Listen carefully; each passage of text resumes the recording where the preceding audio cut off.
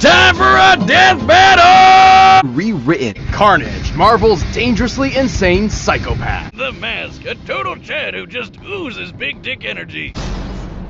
And with his new superpowers, he was a vicious force to be reckoned with. He has the same superhuman strength, speed, and durability as Venom, and supposedly even greater, like a Venom 2.0. He can shapeshift to make all sorts of killer weapons, like axes, swords, and spikes. He can even rip those weapons off himself or launch them at his victim. The symbiote can also reach out with dozens of chaotic, blood-soaked tendrils, perfect for strangling the people he doesn't want to see anymore. With a single touch, Carnage can infect a person with a portion of his symbiote, controlling or torturing them at his leisure. He has unbelievable regeneration, and even if somebody finds a way to disable his suit, the Carnage symbiote lives inside his bloodstream, and can come back out through something as meager as a paper cut. Also, the symbiote literally sees everything around it. But let's say you're able to dodge his projectiles, outrun the tendrils, and get out of sight from the eyeball suit. You're still not safe.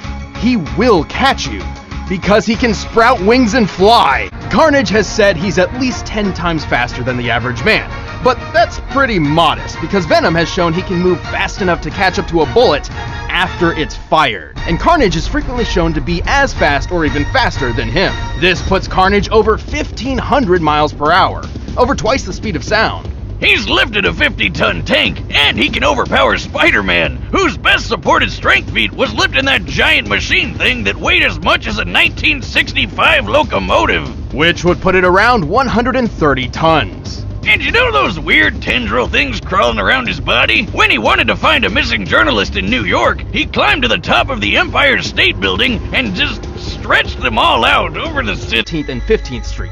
That's about 2 miles away. He was fine. Carnage's durability doesn't come from a sturdy build. Instead, his form is malleable and somewhat fluid. But even when he's hit by a train, struck by missiles, or blasted apart by a tritium bomb, he can always just pull himself back together. So long as there's a piece of him still around. Given the size of that blast, it looks like Carnage survived a blast worth 125 tons of TNT.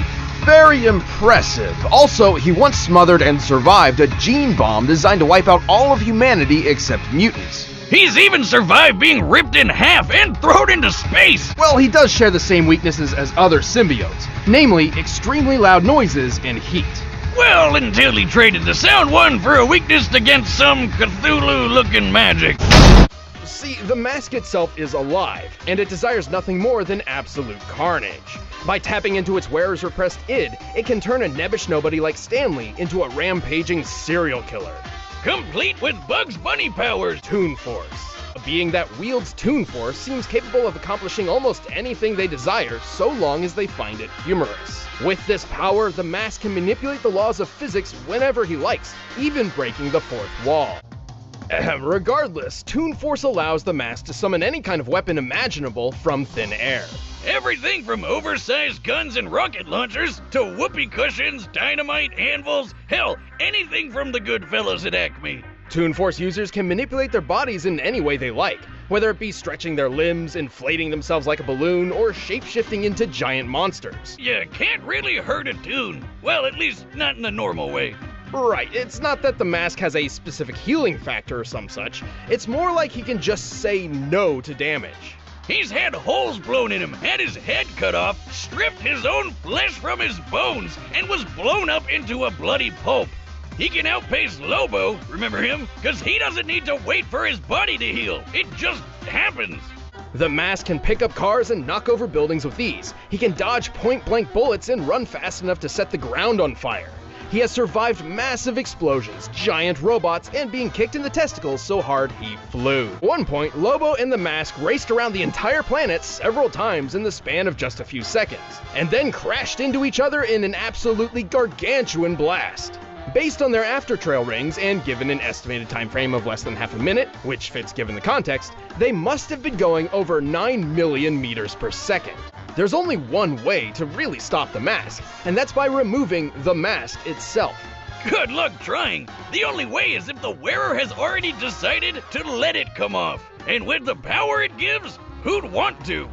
Technically, the conscience of the person the mask possesses still exists, and could be reasoned with or tricked into removing the mask. like when Lobo threw a guilt bomb at him after he murdered hundreds of people. But the mask itself has an astronomically powerful influence on its host.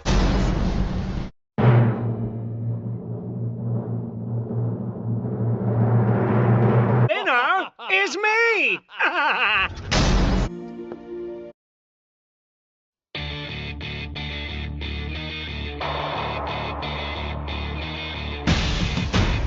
Because Venom has shown he can move fast enough to catch up to a bullet after it's fired. And Carnage is frequently shown to be as fast or even faster than him. This puts Carnage over 1,500 miles per hour, over twice the speed of sound. In the context, they must have been going over 9 million meters per second.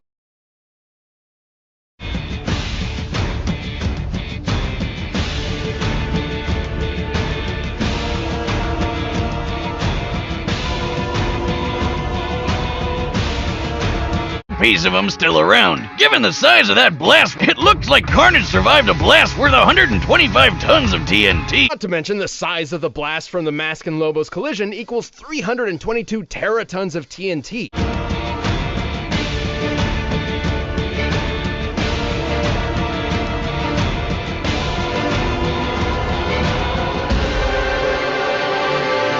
Don't want to see anymore. With a single touch, Carnage can infect a person with a portion of his symbiote, controlling or torturing them at his leisure.